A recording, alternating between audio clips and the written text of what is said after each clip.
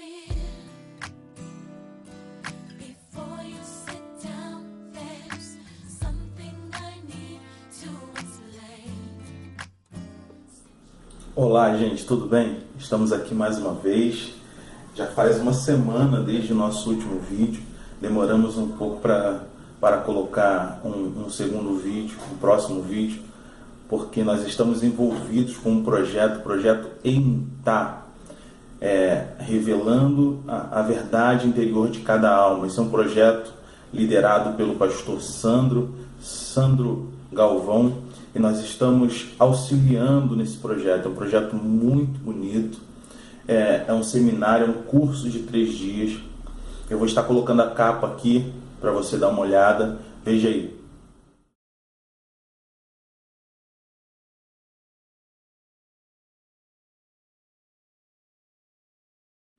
Esse é um projeto que vai falar sobre o interior, o conflito interior de cada pessoa. É um projeto maravilhoso, são ensinamentos milenares, né, extraídos de estudos feitos diretamente com o povo judeu.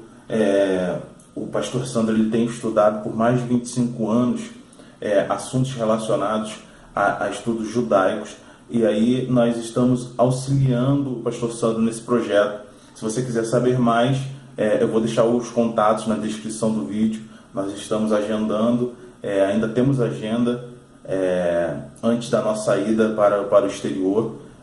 Então, nós estamos ainda fechando algumas agendas aqui no Brasil para apresentarmos esse curso, projeto ENTA. Com certeza será uma mudança na sua vida, na sua maneira de pensar e encarar as coisas.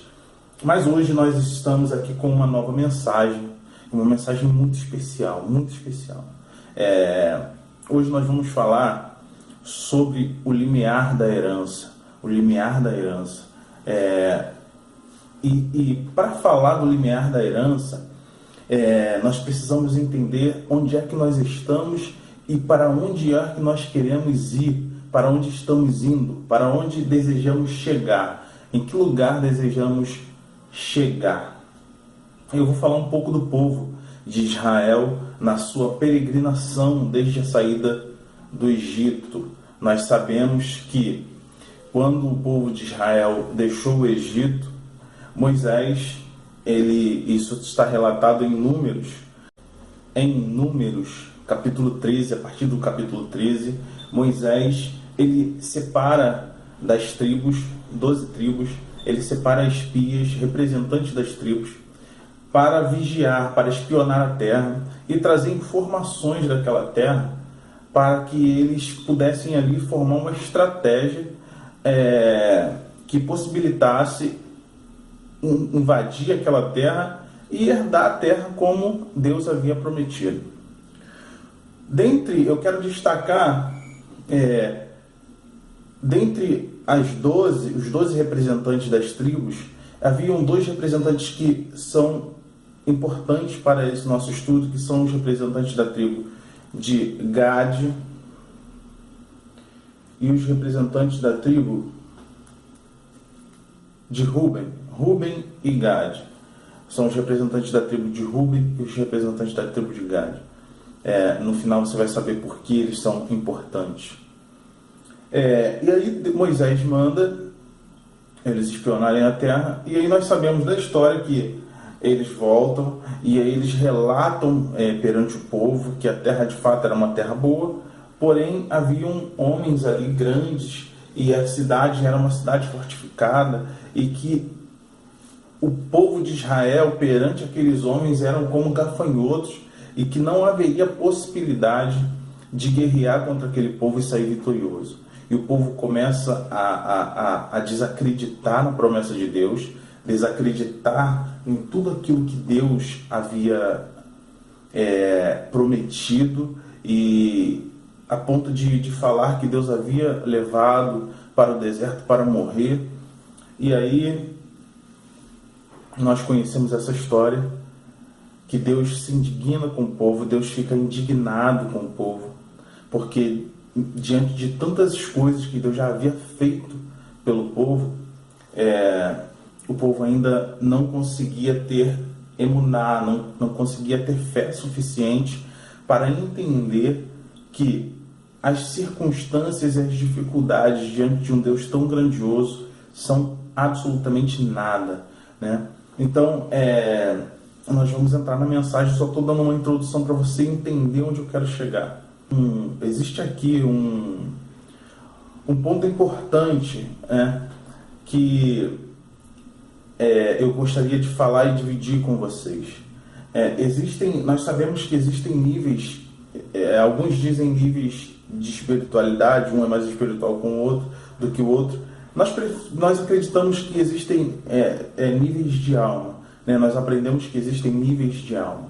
E o nível, só abrindo um parênteses aqui, o nível de alma em que aqueles homens que foram espionar a terra e que trouxeram as informações, algumas informações deturpadas do que realmente estava acontecendo e que desencorajaram o povo, eles estavam no nível de alma nefesh, que é o nível de alma primário, né? Nefesh é o nível de alma que alguns dizem que é a alma animal, que é a alma que revela simplesmente um instinto, é aquele nível de alma onde o homem ele age simplesmente por instinto. Eu vou simplificar para você. Você fecha os olhos aí nesse momento, e aí se você não tiver a sua pálpebra feita de vidro transparente, você vai ver uma escuridão, vai ver uma escuridão. Então, você vai estar dentro da casa do seu eu. Tudo aquilo, essa escuridão completa, é o seu eu, né? Tudo que está dentro, o ser que preenche essa casca, que é o nosso corpo, tudo que está dentro de nós é de fato o nosso eu. Às vezes nós nos confundimos com isso e achamos que fazemos parte do mundo exterior. Nós nos envolvemos tanto com as coisas exteriores, né, as coisas que estão fora de cada um de nós, fora do corpo, que nós achamos que somos parte daquilo que está exterior. Mas na verdade nós somos apenas aquilo que está dentro. E aí nós temos os nossos olhos, que são a janela, que nos possibilita enxergar. E mesmo aqueles que não têm a visão, que têm uma deficiência, eles têm um sentido, né? Que é a percepção. E a percepção junto com a visão que nos fazem perceber e ter uma percepção aguçada ou não do que está acontecendo à nossa volta. Então, a percepção de uma pessoa que está no nível de alma nefesh é simplesmente aquilo que a sua janela, que os seus olhos revela para ela. Ou seja, ela vê o que está acontecendo, olha para o exterior, e isso acontece muito conosco quando a gente está enfrentando alguma dificuldade, que era o que estava acontecendo com esse povo. Eles estavam atravessando um problema, né? Eles tinham que alcançar, que atingir uma terra, mas que tinha um problema grande. Aquela terra habitavam pessoas ali e que também eram guerreiros e que eles tinham medo, sentiram medo. E ignoraram tudo aquilo que eles já haviam vivenciado e visto com seus próprios olhos, que Deus já havia feito por eles no deserto. Ignoraram tudo isso e olharam simplesmente com o nível de alma nefesh. E aí, o que acontece com eles? Eles reagem. Eles levaram para Moisés um cenário que, na verdade, foi produzido pelo seu medo, pelo instinto. A nefesh é exatamente isso. É o nível de alma onde a gente reage por instinto, por isso a alma animal. O animal, o que acontece? Quando ele é acuado, quando ele está numa situação de perigo, o que o animal faz? Ou ele corre, e se ele não tem opção de correr, ele ataca. Mas aquilo ali é o instinto do animal. Ele não consegue raciocinar de maneira como o ser humano faz. Então ele age por impulso, ele age pela natureza.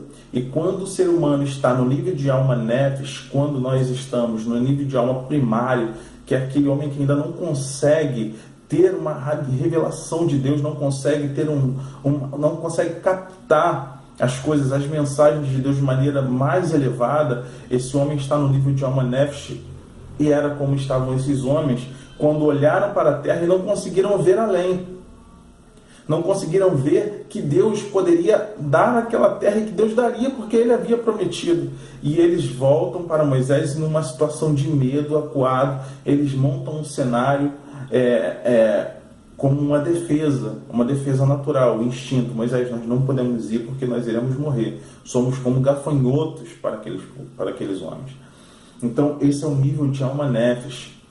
Mas o nível de alma de Moisés era um nível mais elevado. Era um nível mais elevado. Eu acredito que Moisés estava no nível de alma Neshama, mas vamos supor que Moisés estivesse no nível de alma Ruach, que é o próximo nível depois de Nefesh. Esse é o nível onde o homem já consegue ter uma percepção do mundo espiritual. Ele consegue ver além. E eu acredito que Josué e Caleb, eles estavam num nível mais elevado. Eles conseguiam olhar a dificuldade, mas ver que depois daquela barreira, depois daquela dificuldade, Deus estaria dando vitória para eles. Mas vamos prosseguir. Eu só queria abrir esse parênteses. É um assunto, esse níveis de alma é um assunto que também está dentro do projeto EINTAR, e se você quiser saber um pouco mais sobre isso, você pode fazer contato conosco, marcar uma agenda na sua igreja, que nós estaremos indo com muito prazer ministrar para você. Mas prosseguindo, então Moisés depois manda Josué e Caleb, e eles voltam com uma notícia, mas aí eu quero abrir um outro parênteses aqui. Existem estudos hoje que talvez isso tenha uma variante, mas existem estudos que dizem que o caminho de onde Moisés estava com o povo, desde a saída do Egito até a Terra Prometida, de carro, existem estudos que de carro eles fazem em 2 horas. Vamos supor que a pé eles fizessem esse trajeto em 24 horas. Seria possível fazer esse trajeto em 24 horas. Vamos supor, pode ter uma variante aí, mas não passa muito disso. 24 horas. Pelo pecado do povo, pela falta de fé. E aí eu quero abrir um parênteses e fazer você pensar no seguinte. Às vezes, nós esperamos alguma coisa de Deus, nós esperamos uma promessa de Deus, nós esperamos que Deus abra uma porta e que cumpra uma promessa que tem feito na nossa vida, mas a nossa falta de fé, a nossa murmuração, que foi o que aconteceu com o povo, a nossa falta de espiritualidade, de entender que Deus já fez tantas coisas por nós, nós acabamos murmurando, nós acabamos desacreditando, e aí as coisas demoram a acontecer muito mais do que deveria. Foi o que aconteceu com o povo poderia ter feito esse trajeto num período muito menor, num tempo muito menor do que eles fizeram. Porém, pela desobediência do povo, Deus prometeu que os homens de 20 anos para cima não herdariam a terra.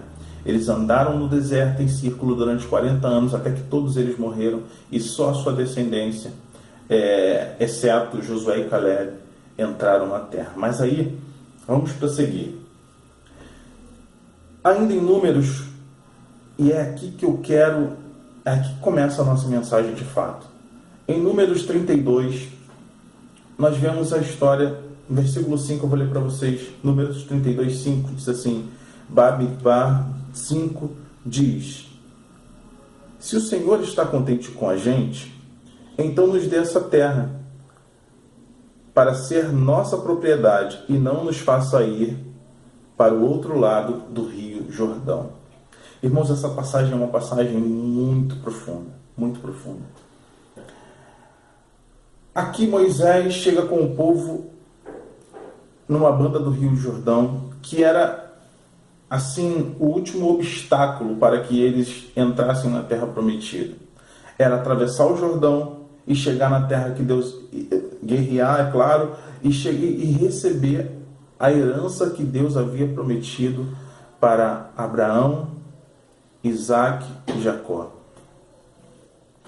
Porém, acontece um episódio aqui que os descendentes de Ruben e de Gade, eles tinham muito gado, eles tinham bens, eles estavam ali com muitos gados, eles estavam com sua família, e na banda do Jordão, na banda de cá do Jordão, antes de atravessarem o Rio Jordão, eles vislumbram uma possibilidade de viverem muito bem, porque aquela terra era uma terra que tinha muito pasto, era uma terra produtiva, era uma terra ampla e que para eles era o suficiente para sobreviver bem. Quantas vezes nós nos encontramos numa situação parecida, onde nós temos um bom emprego, um bom salário, carro importado, né? Nós temos tudo que a nossa família precisa para viver muito bem. Só que existe uma pergunta: onde você está? É onde Deus havia prometido que lhe colocaria? E isso não quer dizer que da outra banda do Jordão, os filhos de Gade e os filhos de Ruben, eles teriam as mesmas coisas que eles tinham do lado de cá, antes de atravessar o Jordão. Talvez eles tivessem que abrir mão, e certamente eles teriam que abrir mão do seu gado. Porque eu não sei como seria a travessia daquele gado ali. Mas o fato não é esse, o fato é que eles olharam a sua própria vista e vislumbraram a possibilidade de viver muito bem ali onde eles estavam, e pediram para Moisés: Moisés, nós queremos ficar aqui. E Moisés fica irado com eles e fala: os seus pais já fizeram isso há muito tempo atrás, e por isso Deus se irou, fez o povo andar 40 anos no deserto, né? Prometeu que aqueles que tinham de 20 anos para cima não entrariam na terra, e vocês agora querem fazer Deus se irar ainda mais conosco? Vão deixar os seus irmãos atravessarem e guerrearem sozinhos? E aí eles entram num acordo com Moisés e falam: não, Moisés, ó, nós vamos lá, vamos deixar nossas mulheres, nossos filhos aqui, nosso gado, vamos resguardar tudo aqui, vamos atravessar, vamos lutar, e depois a gente volta e vive a nossa vida aqui. Irmãos, esse é um cenário em que, se a gente não olhar com os olhos espirituais, a gente não consegue perceber que em muitas vezes nós somos assim, né? Quantas vezes isso aconteceu com um jovem rico que fala para Jesus: olha, eu faço tudo, eu cumpro todos os mandamentos, todas as mitzvot eu cumpro, né? E agora, o que me falta? Aí Jesus fala para ele assim: abre mão de tudo que tem, vende tudo que tem, dá para os pobres e segue-me. Ele não conseguiu enxergar, e essa visão Moisés tinha muito claro. Isso acontece. Você imagina se Moisés não tivesse essa visão tão clara, quando Deus, e isso foi por causa do povo, que Moisés deixa de entrar na terra prometida por causa do povo, né? Moisés fala isso, eu vou dar uma referência aqui. Moisés fala sobre isso. Foi em Deuteronômio capítulo 1, versículo 37. Moisés fala assim: por causa de vocês, o Senhor me castigou e não me permitiu entrar na terra. E aí, o que acontece? Se Moisés tivesse uma visão limitada, se Moisés estivesse no nível de alma nefesh, como eu disse, Moisés deixaria de fazer tudo aquilo que Deus havia estabelecido para que ele fizesse. Porque eu não vou entrar, agora eu vou fazer mais o quê? Eu vou ficar parado na minha. Agora que o povo antes, segundo a sua própria vontade, que idolatra os ídolos, Moisés poderia fazer isso, mas Moisés sabia que muito mais do que o material, muito mais do que o prazer que ele teria de entrar naquela terra, o prazer da carne, o prazer humano, toda a satisfação que ele teria, era absolutamente nada diante da glória que o esperava nos braços do Pai. E nós não temos isso como cultura, nós simplesmente observamos a situação atual, né, em que estamos vivendo, e se está muito bem, você não quer mais avançar, você não quer mais se arriscar. E foi o que aconteceu com a tribo de Gade e com a tribo de Ruben. Eles ficaram no limiar da herança. Era simplesmente atravessar o Jordão e herdar aquilo que Deus havia prometido, mas eles preferiram ficar aquém da herança. E eu quero te dar uma mensagem nesse momento, talvez para atravessar esse Jordão, essa dificuldade. Talvez você, para fazer alguma coisa e chegar naquela promessa que Deus já te fez, você tenha que abrir mão de alguma coisa. Mas tenha em mente que todo prazer, tudo aquilo que você tem hoje, é absolutamente nada diante daquilo que nos aguarda, daquilo que nos espera. Então, essa é a mensagem que eu queria trazer hoje. Não fique no limiar da herança. Talvez o que é muito bom não seja o melhor de Deus, porque talvez aquilo que Deus preparou para você, e com certeza, aquilo que Deus preparou é muito melhor do que qualquer coisa que nós possamos avaliar como bom. Né? A tribo de Ruben e de Gad, eu tenho certeza que se eles viveram bem do lado de cá do Jordão, eles viveriam 3 ou 4 vezes. Então, meu irmão, se você gostou dessa mensagem e deseja ouvi-la completa, se você deseja receber mais de Deus, a nossa agenda está aberta. Se você quiser fazer contato conosco, nós estamos agendando, quer seja na sua empresa, para uma palestra motivacional, ou na sua igreja, para uma mensagem que venha do coração de Deus. Nós deixaremos o contato na descrição e pode fazer contato conosco, nós iremos atender a essa agenda, nós iremos na sua igreja levar uma mensagem da parte de Deus para o seu coração. Fiquem com Deus e tenham um bom dia.